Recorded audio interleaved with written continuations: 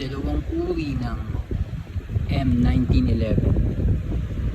Itong isa ay yung regular na plastic pellet can lang.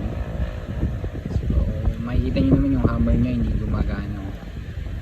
Tapos itong ano lang ito, safety feature nya lang yung gumagana at hindi siya ganun kabigat compared dito sa full metal na M1911.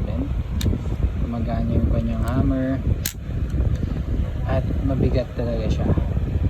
So meron tayong dalawang klase ng M1911 at kung titingnan nyo parang walang different, diba? Pero kapag hinawakan nyo na, ma-feel nyo kung ano yung pinagkaiba nilang dalawa. So sobrang mabigat itong full metal, gana yung hammer, yung safety feature, ayan pa tayo sip ng sip pa. At isa pang bagay na makikita nyo pinagkaiba ay kanilang mugs.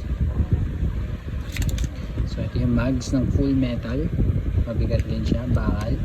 At yun naman ng mugs ng plastic lang, premium plastic din naman siya. Pero syempre kung pag-uusapan ng lakas, performance at bigat at ganda, lamang pa rin talaga ang full metal. Yun lang, salamat sa panonood. Bang bang.